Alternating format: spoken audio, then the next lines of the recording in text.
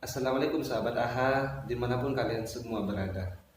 Syukur Alhamdulillah kepada Allah karena kita pada kesempatan kali ini kita masih diberikan kesempatan untuk melakukan semua aktivitas kita dengan lancar. Dan semoga kita semua senantiasa diberikan perlindungan oleh Allah Subhanahu wa Ta'ala. Nah, pada kesempatan kali ini saya akan menjelaskan sedikit tapi lebih rinci lagi. Nah, jadi secara global di sini ilmu tajwid adalah menentukan hukum pada bacaan Al-Quran. Jadi setiap bacaan tersebut pasti memiliki hukum bacaan, yang mana hukum tersebut berbeda dari satu dengan yang satunya. Nah, di sini saya menggarisbawahi secara garis besarnya pembahasan kali ini yang paling sangat diutamakan, yang paling banyak keluar di dalam Al-Quran itu di bagian hukum nun sukun atau tanwin, baik itu merupakan nasab tanwin, fathah tanwin ataupun dhamma tanwin. Ini dia teman-teman. Jadi sekarang sudah saya buat peta konsepnya, bahwasanya nun sukun atau tanwin di sini terbagi menjadi 4 bagian. Yang pertama itu ada idhar. Idhar di sini secara global yaitu jelas atau terang. Artinya mengeluarkan huruf dari makrotnya dengan jelas, atau membaca suara nun mati dengan jelas dan terang. Tidak boleh ada dengung-dengung ataupun disamar-samarkan, tidak boleh. Jadi suara nun mati atau tanwinnya harus dibaca dengan jelas.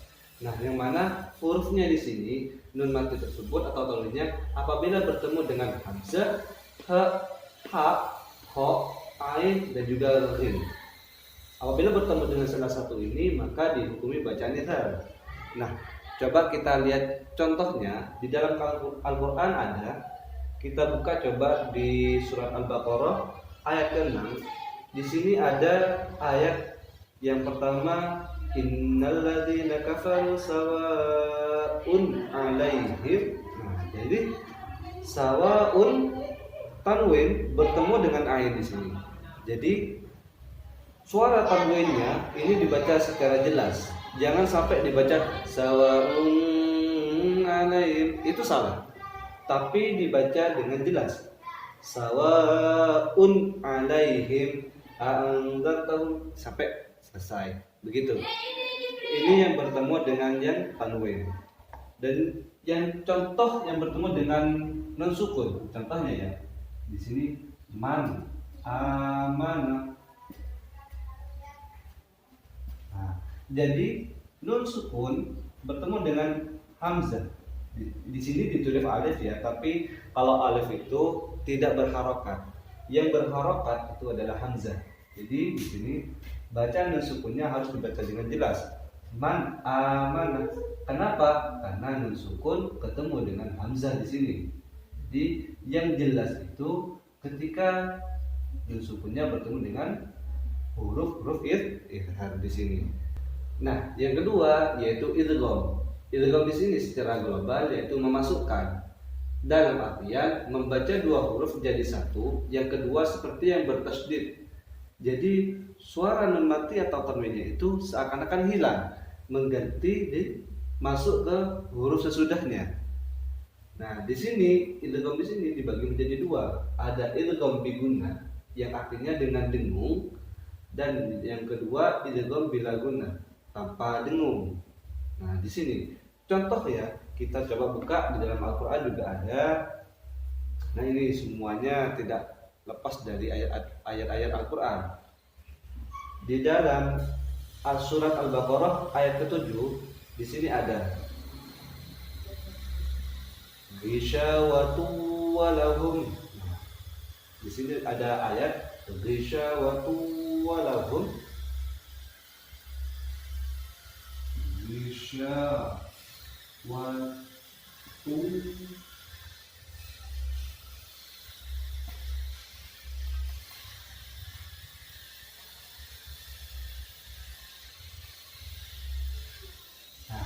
di sini teman-teman. Jadi tanwin di sini, nah ini tanwinnya bertemu dengan huruf idgham.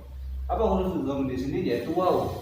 Jadi bacaannya di sini harus dimasukkan ke huruf sesudahnya. Jadi tanwinnya hilang, masuk ke huruf sesudahnya. Kalau di Al-Quran itu ditandai dengan adanya tasydid. Nah, gitu. Ini yang contoh tanwin. Ada juga yang contoh bertemu dengan nun sukun. Walakin la ya'lamun. Nah, di sini di ayat ke-13 di sini teman-teman. Nah, di sini walakin la ya'lamun. Jadi nun sukunnya di sini hilang bacaannya. Kalau ayatnya tetap, tulisannya tetap, tapi bacaannya suaranya tuh hilang, lalu masuk ke huruf sesudahnya. Masuk ke lam. Juga ditandai dengan adanya tasydid. Nah, itu ciri-ciri kalau idgham bigunnah ataupun idgham bila gunnah. Ketika masuk ke huruf bigunnah, itu seakan-akan seperti yang dipanjatkan sedikit. Ghisyawatu walahum. Jadi jangan langsung diselesaikan bacaan itu. Ghisyawatu walahum salah. Tapi dibaca ghisyawatu walahum atau mayyaqulu gitu. Jadi kalau bertemu dengan huruf bila gunnah itu harus jelas tanpa dengung, ya. Mir rabbikum min ladunka. Jadi tidak boleh mil. Jadi salah kalau dibaca seperti itu. Harus tanpa dengung. Itu perbedaannya. Nah, yang ketiga yaitu di sini iklab. Iklab di sini secara global mengubah atau mengganti.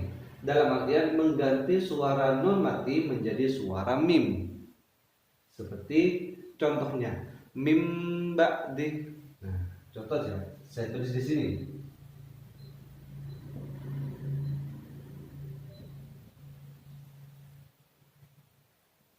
Nah, di sini teman-teman. Jadi suara nun matinya di sini hilang, diganti dengan suaranya mim. Kalau di dalam Al-Quran itu dikasih ciri-ciri ada mim yang berdiri kecil. Nah, seperti itu. Ada mim yang kecil di dalam Al-Quran itu. Jadi jangan dibaca min ba'di salah, tapi dibaca mim ba'di. Seperti itu ya teman-teman. Nah, hurufnya di sini hanya ada satu, yaitu ba. Huruf iklab itu hanya ada satu, yaitu ba di sini. Nah, yang keempat, yang terakhir yaitu ikhfa. Ikhfa di sini secara global yaitu menyamakan, dalam artian membaca suara nun mati secara samar, yang mana huruf-huruf di ikhfa tersebut selain dari idgham dan juga iklab.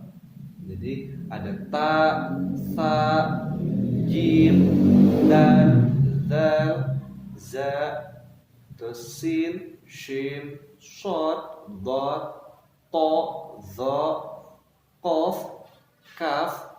Nah, itu adalah huruf-hurufnya ikhfa, yang mana cara membacanya itu dibaca secara samar. Contoh di sini di dalam Al-Quran di surat Al-Baqarah juga ada tadi di ayat ke-6 terusannya innal ladzina kafaru sawa'un 'alaihim a'andzartahum am lam tunzirhum la yu'minun. Nah, jadi di sini ini jelas ya teman-teman. Nah, nun sukun bertemu dengan zal di sini. Jadi cara bacanya nun sukunnya itu dibaca secara sama. A'andzartahum anzartahum. Jadi itu seperti itu ya teman-teman. Am lam tunzirhum tunzirhum. Jadi tidak boleh dibaca jelas, ya, paham ya? Jadi tidak boleh dibaca jelas, harus sama. Nun sukunnya baik itu tanwin. Coba kita cari contoh yang tanwin di sini. Nah, di sini di ayat ke-10. Fi qulubihim maradun fazadahumullahu marada. Maradun fazadahumullahu marada. Tanwin bertemu dengan fa. Fa di sini adalah huruf ikhfa. Tanwin di sini bertemu dengan huruf ikhfa, maka dibaca samar. Nah, seperti itu teman-teman. Cukup jelas ya teman-teman. Jadi ini sekilas dari saya sedikit penjelasan tentang ilmu tajwid di bagian nun sukun ataupun tanwin. Semoga yang sedikit ini menjadi ilmu yang bermanfaat dan bisa menebarkan kebaikan kepada orang lain juga, dan semoga kita semua senantiasa mendapatkan barokah dari Al-Quran yang kita baca dan ilmu Al-Quran yang telah kita pelajari. Karena kita harus tetap ingat, setiap bacaan Al-Quran yang kita baca, apabila kita benar membacanya, dalam satu hurufnya kita akan mendapatkan pahala 10 kehormatan. Apabila kita salah membacanya, dalam satu hurufnya kita akan mendapatkan dosa 10 dosa lebih besar daripada perbuatan yang kita lakukan. Apabila kita salah membacanya, kita akan sebaliknya, bukan mendapatkan pahala, maka akan mendapatkan dosa setiap hurufnya. Jadi kita harus benar-benar hati-hati dalam membaca Al-Quran. Tetap ingat, sebaik-baiknya manusia yaitu manusia yang bisa membaca Al-Quran dan mengerti dan tahu terhadap ilmu Al-Quran. Dan juga yang lebih penting lagi, bisa mengamalkan ilmunya Al-Quran. Sekian dari saya. Wallahu muwaffiq ila aqwamit thoriq birridha wal maghfirah. Assalamualaikum warahmatullahi wabarakatuh.